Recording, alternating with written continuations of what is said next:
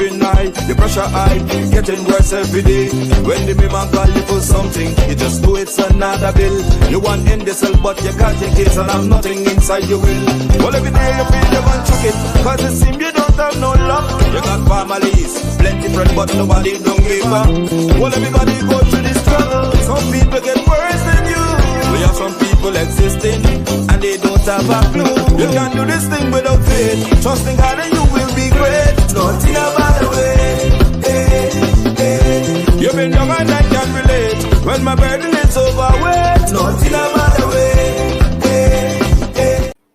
Hello, everyone, and welcome to today's edition of Nation Watch. Today is Sunday, 30th April 2023. We are going to discuss four very important issues today. We're going to be talking about local government election and fraud, the issue of the Permanent Secretary of the Ministry of Home Affairs, the National Intelligence Security Agency bill, and the recently announced Defense Diplomacy Unit at the Office of the President. With me today in studio is Leader of the Opposition and Leader of the People's National Congress Reform, Mr. Aubrey Norton. Mr. Norton, welcome again to Nation Watch, and I really appreciate your presence here today. Good morning to all viewing and listening audience, and thanks for having me. Let's get directly into the meat of the matter.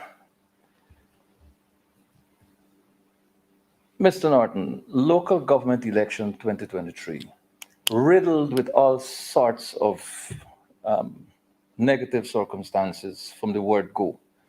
There were some deferrals, there were arguments about timeline, there were situations with the extracting of the list being done not in accordance with the law. There were issues of gerrymandering of boundaries of constituencies across the country, with the Minister of Local Government overstepping his legal remit. A number of issues until finally we came to a place where we could say today is nominations day. And on nomination day, we detected a number of fraudulent submissions by the People's Progressive Party. Forged signatures, dead people signing, people outside of the jurisdiction signing, one case of a dead candidate being nominated by his deceased wife, and so on. Where does this put local democracy in Guyana, and what is the opposition's formal position with respect to local government elections 2023 moving forward? First of all, let me say that we were always aware that the PPP planned illegalities. The fact that the PPP refused to have a clean voters list is in itself an indication that they intend to become involved in illegalities. And let's assume that they don't give a clean voters list. They also refuse biometrics. Now, biometrics would be one of the sure ways of ensuring there is little or no vote impersonation. And to the extent that they do not want biometrics, should be a clear indication that they don't intend good. Now, let us recall that after the 2015 elections, Barajak, they were called for a clean voters list and biometrics.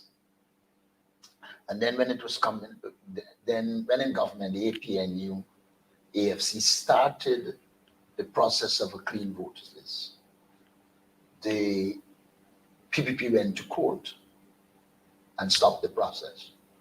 Of course, it is well known that they were involved in all kinds of illegalities in the 2020 election, notwithstanding the very selective COI that they put in place, while at the same time preventing the election petition from going forward in the way that it should. Having said all of that, it should be obvious to all that the People's Progressive Party does not intend to have free and fair elections. You're aware that we did challenge it in court, and they became involved in trying to rectify it. to some extent, they didn't succeed. And so we are at a point where they proceeded to name a nomination day. And having said that, we're not going to allow the PPP to take over our strongholds, we thought it wise that rather than leaving an open field, we will go to the local government elections to ensure we protect our strongholds and other places that we think should be protected.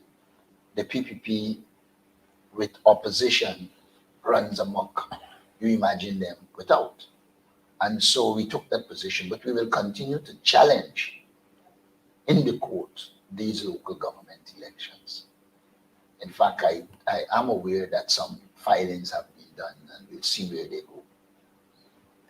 The People's Progressive Party conveniently released the findings of the Commission of Inquiry report into the last regional general elections in an obvious attempt to try to mitigate damages done by the unearthing of these irregularities, these forgeries, and so on. It is widely believed that the COI was a concocted commission, and the timing of the report is, in fact, suspect, as was the setting up of the commission and the commission going to work parallel to the court system. How effective was the Commission of Inquiry, the release of the report, in terms of countering the challenges of the real exposure of fraud?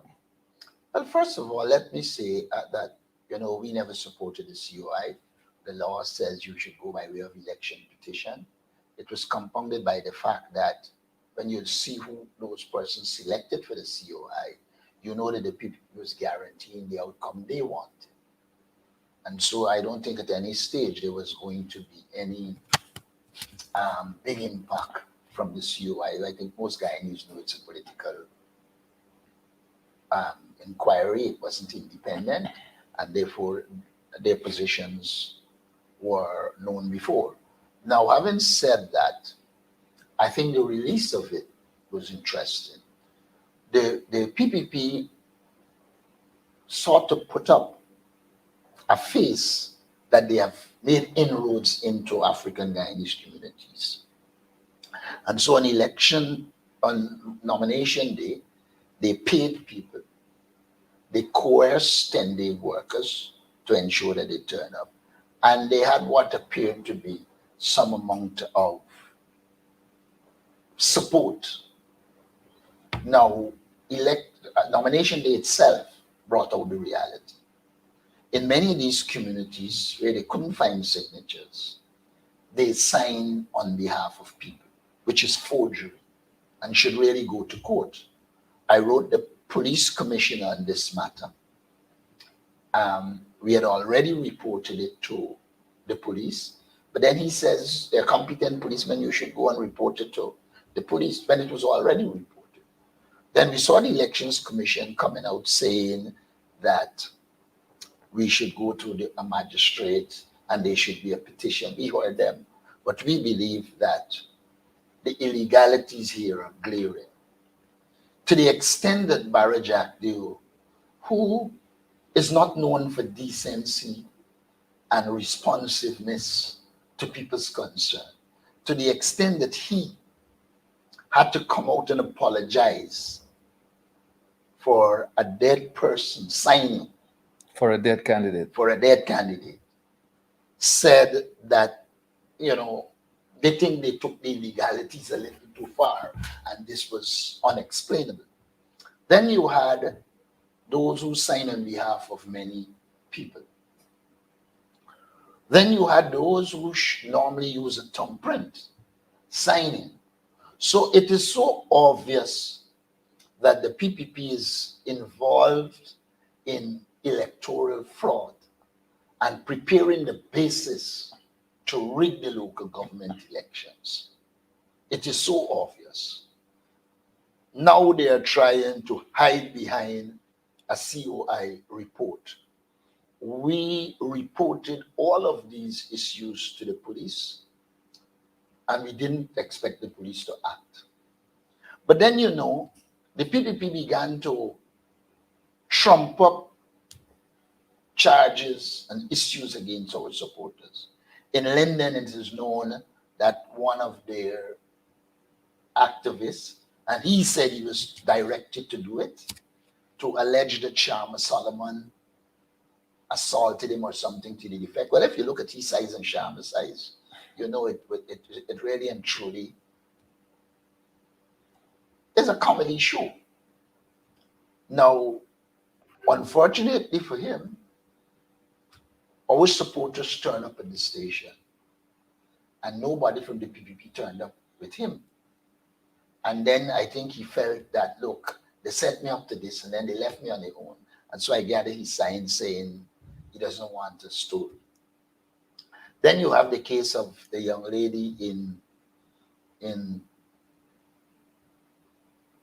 East Rheinveld, the penitence area, who alleged that one of her activists harassed her. Now, all of this must be taken in light of the fact that Barra Jack Dew, as General Secretary of the PPP, had put out something which says if anybody is intimidated, they should go to the police. So it is wicked Jack Dew plotting ways and means of terrorizing the APNU. It should be known to Jack Dew that it is virtually impossible to terrorize the APNU. You have trumped up charges against ex-ministers. That would not have stopped us. You have trumped up cybercrime charges. You have trumped up terrorist charges. And so there's little or nothing more that can be done except the regime goes back to executing people. Because people have shown that we are going to stand up to the PPP. They have misused the Ghana police force. It is the reason for which they wanted a commissioner that they have swords of Damocles hanging over his head. And so he would be compelled to do the things that he's doing. Now, the PPP knows full well the role of the commissioner, the present commissioner. They know full well he was fingered and the command at the time when 3 of our people were murdered in Linden. And so they know full well he cannot be an independent person. And so we think strategically what they're trying to do is to use the Guyana police force to intimidate the APNU. We are on to what they're doing, and we will respond to it because we are prepared to deal with the things that are being done by Jack Day and the finale. You're tuned to Nation Watch. I'm your host, Mervyn Williams. Nation Watch is a production of the People's National Congress Reform, and with me is the leader of the People's National Congress Reform and leader of the opposition, Mr. Aubrey Norton, and we're discussing matters of national importance. Mr. Norton, I did say 4 issues, but I want to squeeze in one as we're discussing matters along the lines of legalities and courts and so on. Just want to squeeze this one for a quick comment. There was a recent ruling in the court regarding the challenge by Vice Chairman of the People's National Congress Reform and Vince Roy Jordan regarding the substantive appointment of Chancellor of the Judiciary and Chief Justice. And the learned judge ruled that there has to be some alacrity with respect to the president and leader of the opposition engaging as far as the appointments of these 2 judicial officers is concerned. And she said a few things about the delay. What's your official on this matter? First of all, we have long said I wrote a letter to President Ali saying to him that I'm prepared to support the confirmation of Janet Cummins, Justice Cummins, as the Chancellor, and Roxanne Wilshire as Chief Justice. And so we're on record. I wish to reaffirm that position. Now, the judge, I think, without saying it, suggested to Irfan Ali that he was contemptuous. When you read what he wrote, he was suggesting that he decides when this will occur. And he operated as if it wasn't a constitutional matter and he had the responsibility to do it. The judges suggested that he should hurtle to do it so that it is done. I will wait and see, but I can reaffirm again our position. We have no problem supporting Justice Cummins, Chancellor, and Roxanne George Wilshire as Chief Justice. Chief Justice. Thank you for clarification on this matter. I'm sure that the public at large would now be a little bit more comforted with regard to these appointments. There are no impediments as far as the opposition leader is concerned with respect to the confirmation of these two officers. Mr. Norton, big news in the press. Permanent Secretary for the Ministry of Home Affairs had an encounter with the U.S. authorities at the Miami airport in Florida, U.S. Now, the Ministry of Home Affairs is responsible for a wide, very important number of issues. They're responsible for, among other things, law enforcement and the police, the prisons, the fire service, immigration. The Commissioner of Police, I believe, is the Chief Immigration Officer and responsible for issuance of passports, gun license, driver's license, and among other things, particularly handling requests for extradition. And here is the Home Affairs Ministry's Permanent Secretary being intercepted in the US by US authorities, and according to recent reports, allegedly involved in attempts to launder large sums of United States dollars. What does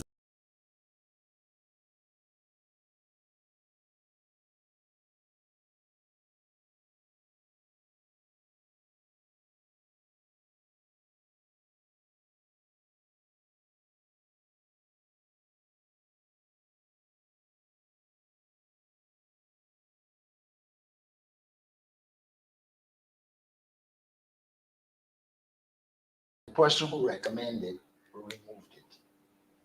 So the president's character is in question. Then the deputy, since the prime minister seems to be peripheral, the deputy, who is in fact the boss, has serious allegations of bribery and corruption against him. He has against him a number of allegations, including a lot of extrajudicial killing during his time. The point I'm making here is that the PPP has always been in conflict with the law. And when they are in power, they do not allow the law to take its course. Let's now turn to the PS. When she was appointed, people raised the question of her qualifications for the job. So obviously she was placed there without the requisite qualifications to be a permanent secretary. And therefore she's compromised from the outset. Now, we are talking about a society that should be democratic. And everything that the PPP does establishes that this society is not democratic. In a democratic society, a permanent secretary is not a political appointee. Permanent secretary is supposed to be a professional who is impartial and not part of a political party. Now you have the PPP saying in the public domain that this person is a party member, and then Jack News stupidly equating this incident by saying we have members of parliament that went to India, and so he separates their private life from their public life. Now, if you are the permanent secretary, you are a public official. When you are a member of parliament, you are elected representative of the people, and it is known that you are a political partisan. So Jack Leo's analogy is a very stupid one. On the one hand, you are supposed to be having a professional who operates independent of political parties. And then first they said she was on private business. And then when the need arises to protect her, they say she's on party business. But we don't care who business she was on. She is the permanent secretary. She is a public officer. More importantly, she's a public officer attached to a critical ministry. I do not believe that the United States will just pluck from the sky her name. The president again stupidly saying it was a routine secondary check. Who, as a result of a routine check, gets their visa revoked? These people believe they are talking to children. Now, your visa is revoked. When they are questioning the circumstances, what the government should do is come clean and say why that happened. But then, how do you expect a government that has a large percentage of its people, of its leadership, involved in illegalities, then they are obligated to protect their minions who they use in illegal activity.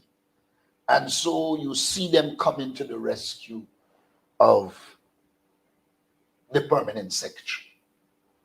Now, put aside the politics. In normal circumstance, she would have been interdicted from duty and an investigation will occur.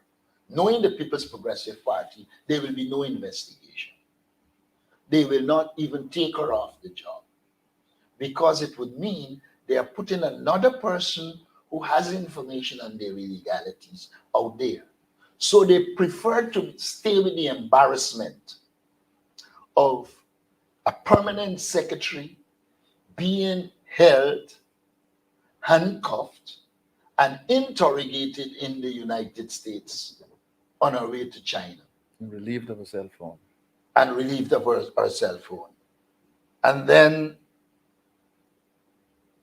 they expect Guyanese to believe them. For us, it's a clear case of a woman who is in conflict with the law, and she should not continue as permanent secretary. But like I said, birds of a feather flock together, and they will be compelled to protect her and to keep the matter as quiet as they can. But of course, Guyanese have already arrived at their conclusions. And we have gone full circle as well as far as the Ministry of Home Affairs is concerned.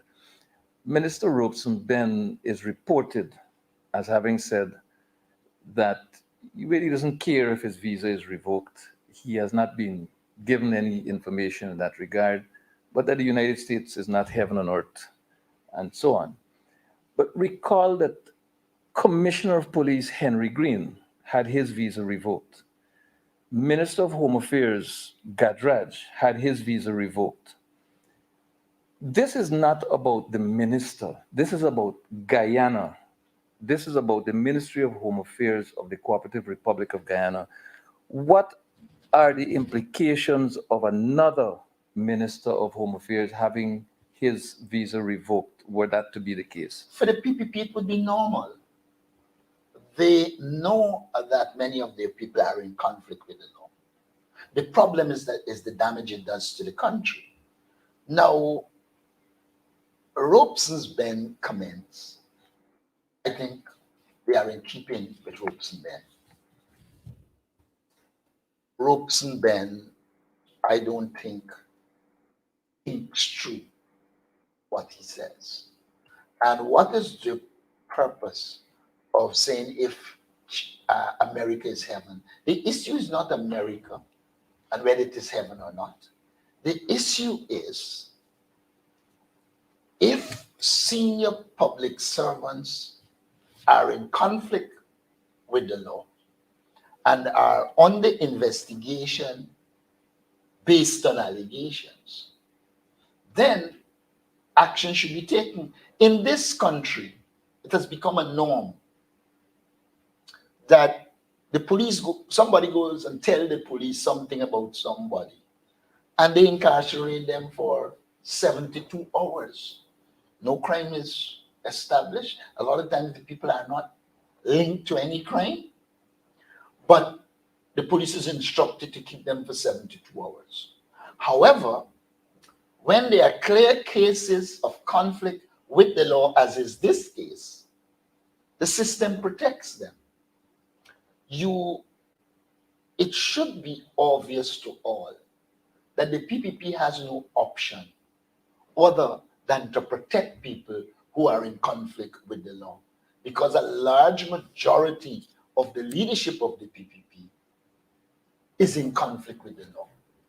And so the most we can do to solve this problem is change the government. And people are watching. People want change. Even when you go into PPP communities, they tell you about the ill treatment they get from lead PPP activists in the community. They tell you about how the police is used against them. And so it is a pattern. But we do believe in the final analysis, the truth will come out and the PPP will be compelled to continue to protect even in the light of facts. Final quick question on this PS Home Affairs issue. One top government functionary said the permanent secretary was on government business en route to China.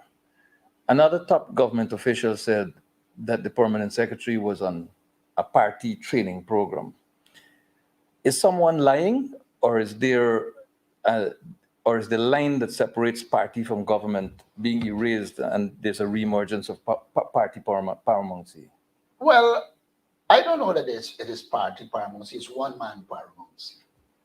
It is obvious that nobody else has a say in the PPP outside of Barra Jack Deo. And therefore, even though other pronouncements would be made, when he comes as the omnipotent, the omnipresent, and omniscient. And so he believes whatever he says, that is it, and the rest will fall in line. But because it is evident that there is no coordination between the president and his boss, Barra Jack Deo, you are finding these cracks that are opening in the system.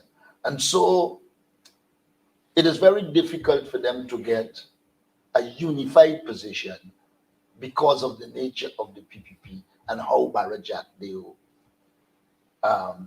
directs everything that happens in the PPP. And the minute he isn't directing it, you will have these fissures occurring and it becomes obvious to the public. We're moving along on Nation Watch today, April 30th, 2023, with Leader of the Opposition, Honorable Aubrey Norton, MP. Mr. Norton, we're moving into the defense diplomacy area. Mr. Ali recently announced the establishment of a defense diplomacy unit, which would operate out of the office of the president. Now, you have a National Defense Board, you have the Joint Services, you have the Ministry of Foreign Affairs. They obviously make foreign policy down there, or are required to. What does the establishment of this unit and its home being the office of the president mean for both defense diplomacy and international relations? First of all, he failed to define what is meant by defense diplomacy. Now, as I understand defense diplomacy, is where you use your diplomatic infrastructure in defense of your country. That has always happened. From the time Guyana became independent, we put in place a well-qualified foreign service. No one will doubt that that foreign service defended our territorial integrity and had clear ideas about defense diplomacy. Now,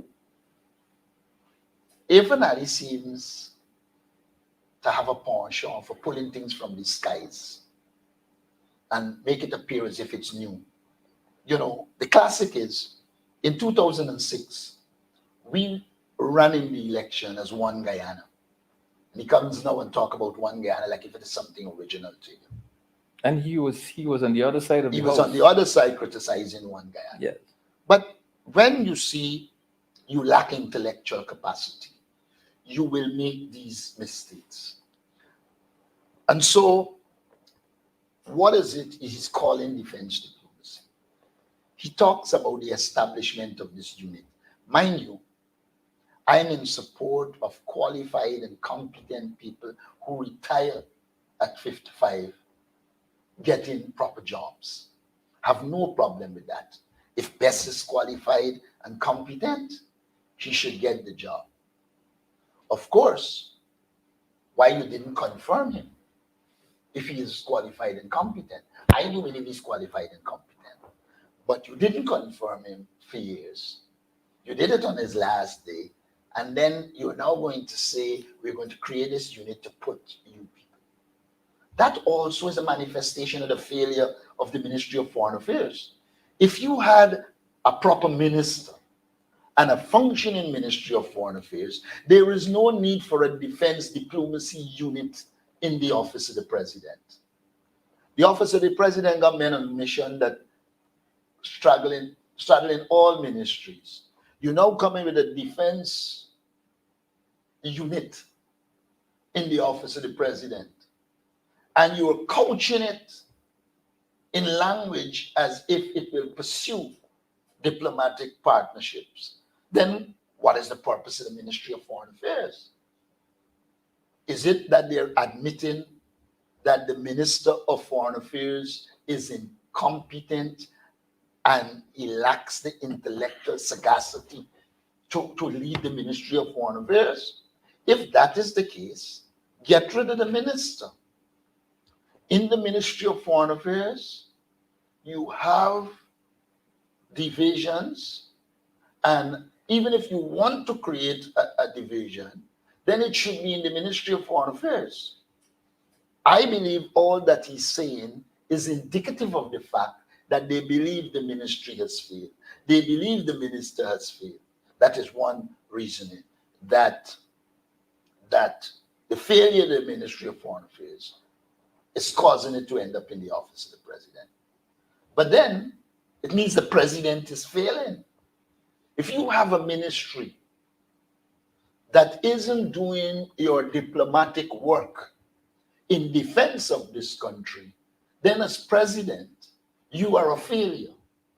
And so all of this talk about defense diplomacy and that it will focus more on plans and a set of garbage, they make no sense. I am all for well-qualified people getting a job post 55. I am all for that. But to come and tell us you are setting up a defense unit, diplomacy defense unit in the Ministry of the Presidency when you have a Ministry of Foreign Affairs.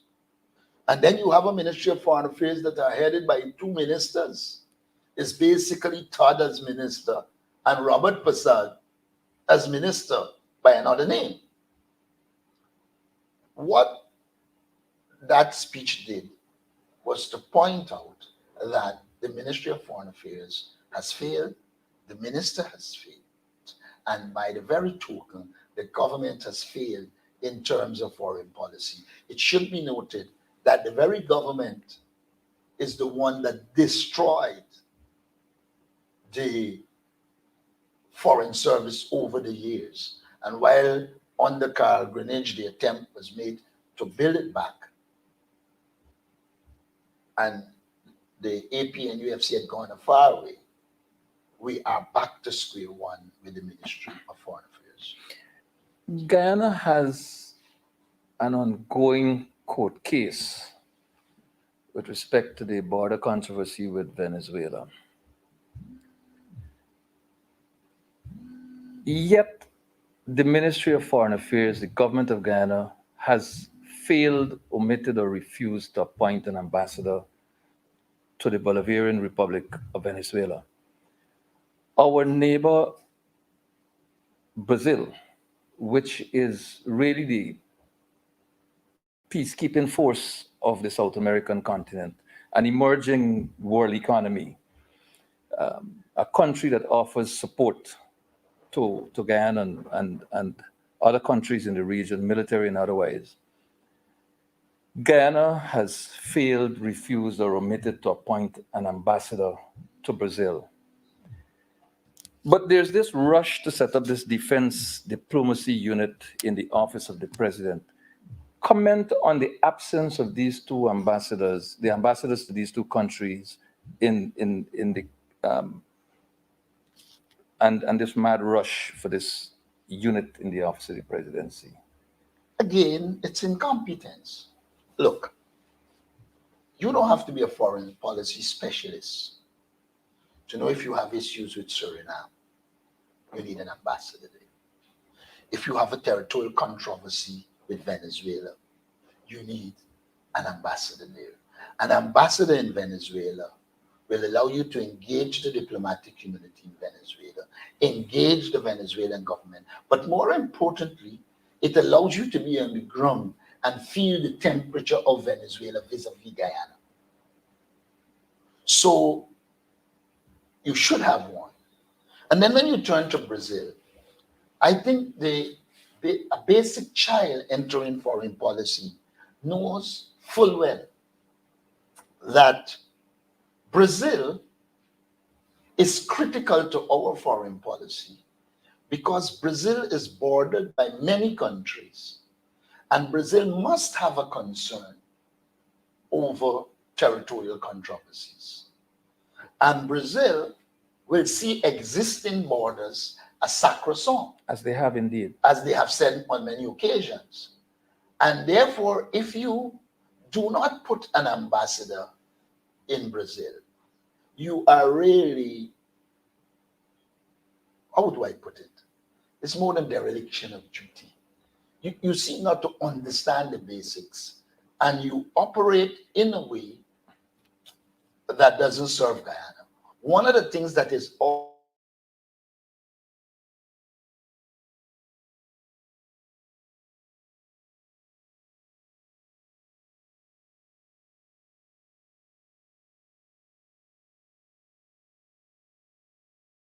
the political economy approach to a world. And so, again, it's a manifestation of the incompetence in the Ministry of Foreign Affairs.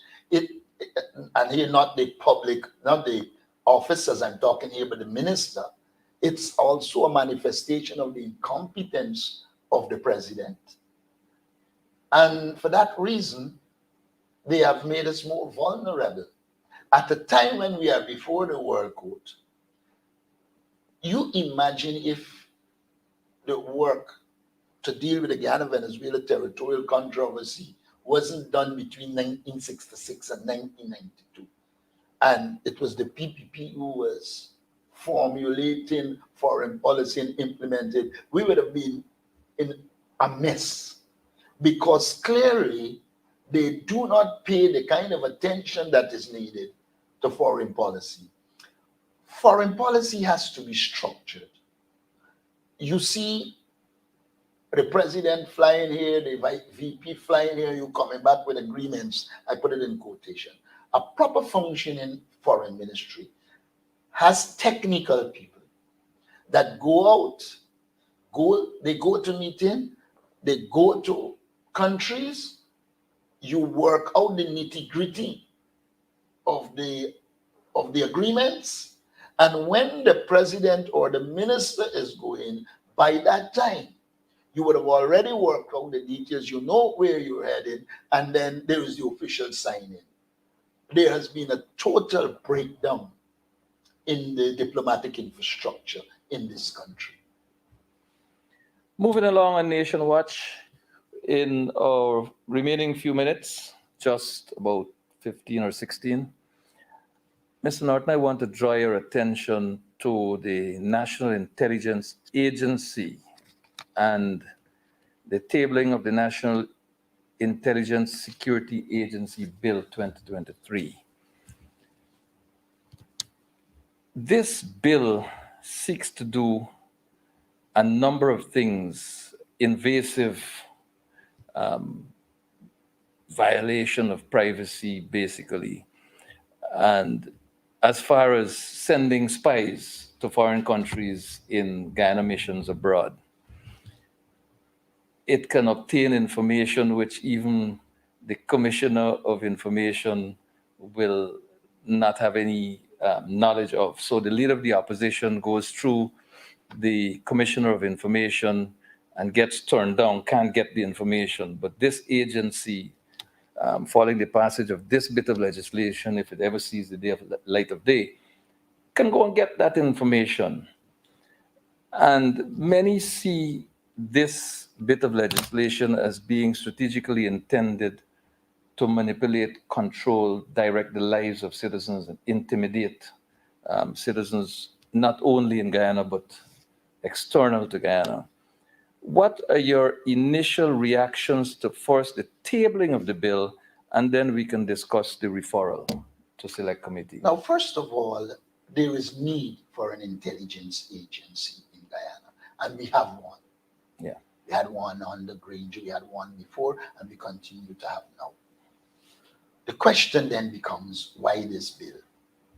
First of all, I believe that a national intelligence agency should be above partisan politics. That's the first point I want to make, because it has to deal with sensitive intelligence information that if you politicize it, what in fact you're going to do is end up in the realm of dictatorship. Now, serious concerns with the bill. First of all, the president is being made a god in this bill. He appoints the director, he appoints the deputy director, and there is no mechanism for parliamentary oversight. We see already how the PPP directs the police force against its opponents. Now you're going to create an agency in which the head and deputy are political appointees. What that means, you are following the old communist approach to intelligence. Intelligence today has to be done in the context of a democratic framework. Now, what is that framework? First, it should have parliamentary oversight. Second, the appointment should not be by the president. I believe on this occasion, there is need for whoever is to be appointed to be dealt with by the parties in parliament. And a simple 51% should not be used to appoint this person. This is somebody that should have the consent of the people. This is somebody who should operate above partisan politics. And therefore, the process leading to the appointment of that person should be above partisan politics. We'll elaborate more in the select committee whenever it gets there. But we are deeply concerned that this is more a measure aimed at increasing or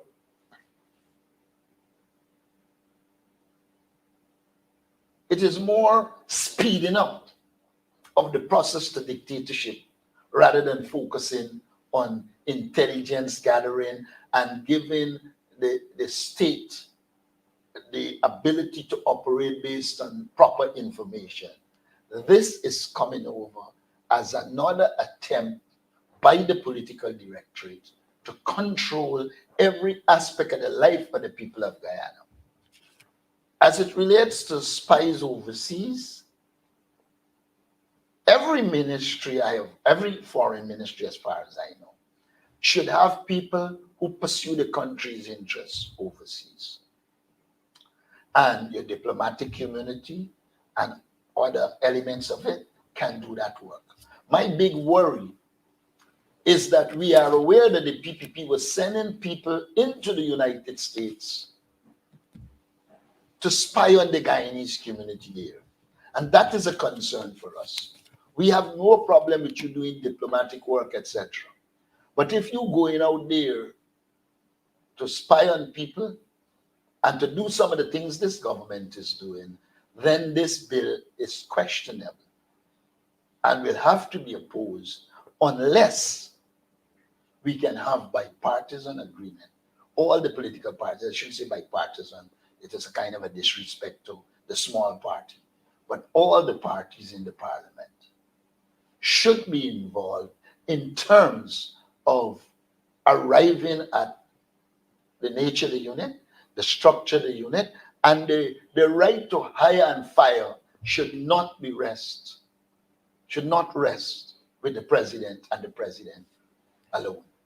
Some people feel that this legislation, this proposed legislation, was Jagdeo's knee-jerk reaction to criticisms by social media activists in another country, one of whom wanted bulletins had been issued for. Now, the referral to this Special Select Committee comes through Mr. Ali, the president. So on the one hand, you have Jagdeo ramrodding this proposed legislation, and on the other hand, you have Ali out of the blue, without any consultation, discussion, expression of opinion by himself, just coming out and say, I have instructed that this thing be referred to Special Select Committee. Is this Ali acting on his own, coming up against Jagdeo, or is it external international forces bringing to bear pressure on the government of Guyana to do the right thing and comply with rule of law practices? I think it's a combination of a number of things.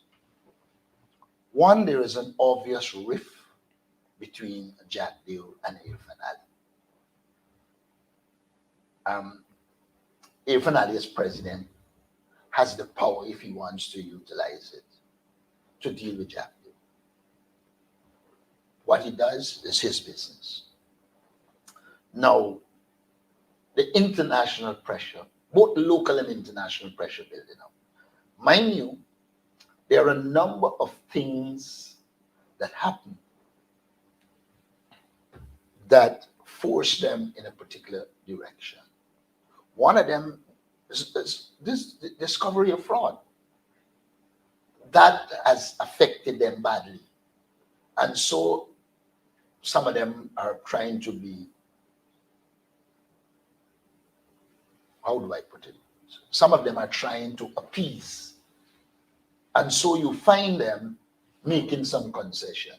It's because the local situation and the international situation. Now it is clear that Barra Jagdeo is not interested in a lot of the relationships with the United States. And there are reasons for which he isn't. I think he would want a situation where the companies that come to do infrastructure, etc., are not tied to good governance principles. And therefore that will suit him fine. Irfan, as president, find himself under pressure from the ABCE countries. You are operating in a world at present in which the United States sees China as a threat in the Caribbean, and therefore they are upping the ante. Now, China is a powerful actor in the world. What I think needs to be done is for there to be an understanding of the dynamics, and in pursuing our foreign policy, pursue our interests. Now, there is where the difficulty comes with the likes of Barry Jack Dale. Our national interest doesn't matter. What matters for them is the transactions, the corruption. And so, Irfan Ali finds himself in a very difficult position, where on the one hand, he's trying to appear as a good boy, and his boss, his real boss, is a bad boy. Now he has to work his way out of that. I didn't check to see who is the representative of the list of the PPP, but most likely it's Barry Jack Dale. And therefore, Irfan might have found himself in a position where he can't deal with the members of parliament, etc. There are difficulties that come from that. And so I think President Irfan Ali is at a point where he either has to assert himself or will be continue to be seen as a pawn. The present situation is not good for the People's Progressive Party. Forces all around are coming up against them because of the mismanagement of the country, because of the high level of corruption, and because of their authoritarian nature. Businessmen are saying around this country that if the PPP put their hand on Georgetown, they'll crucify many businesses who don't agree with them. And so it's a very complex situation that they're dealing with. So is this the real reason for the rush to get, in the first place, the National Intelligence Agency bill on the table in the National Assemblies to ensure that that level of control and so on is in place? On the part of Barry Jack Dale, I think yes. I think the president recognizes that he will bear the blame for whatever happens. And I think he is a little more responsive to international pressure.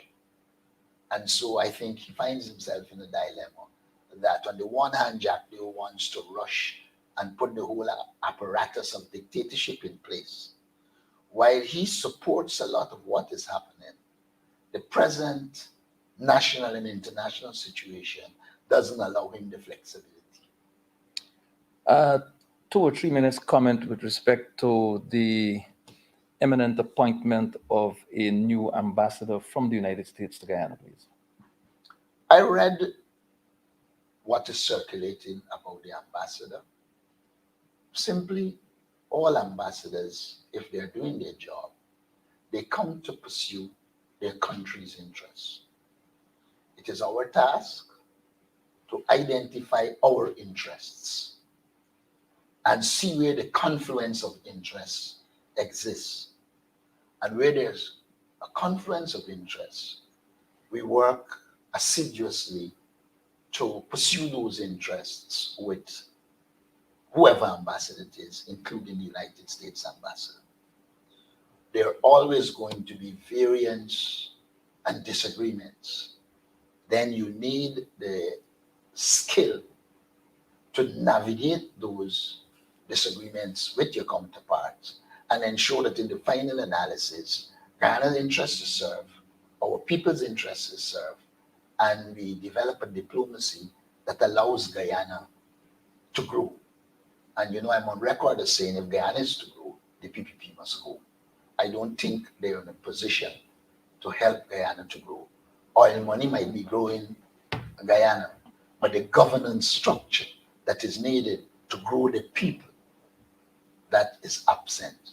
And that is why I notice if Fanali now talking about a people-centered government after we have outlined in the parliament a clear people-centered approach. I would just want to say to him, you cannot talk about a people-centered approach when most of your budget is going in areas that wouldn't serve the people. Like I recommended in the budget presentation, our key problems at this stage, poverty, high cost of living, have got to be addressed. And while I believe there is need for infrastructural work, there is need for proper balance that allow our people to develop and benefit. And we in the PNU are disposed to ensuring our people benefit based on a proper people-centered strategy. Mr. Aubrey Norton, MP, Leader of the Opposition, Leader of the People's National Congress Reform, with me here on Nation Watch today, 30th April 2023, discussing 5 really important national issues. And Mr. Norton, I want to thank you very much for taking the time out of your busy schedule to join us here at Nation Watch and to bring the citizens of Guyana and further afield up to date with what's happening as far as the office of the Leader of the Opposition is concerned. And I want to thank you once again for Thanks for having me. And I want to wish your viewing audience all the best and to say to all workers, I hope you have a successful Labor Day tomorrow. Thank you very much. Ladies and gentlemen, this has been your Sunday, 30th April edition of Nation Watch. I'd like to thank you for joining me and for staying with me throughout this program. I look forward to seeing you again next Sunday by God's grace. Until then, be good to yourselves and have a really, really enjoyable Labor Day come tomorrow. Till we meet again, goodbye.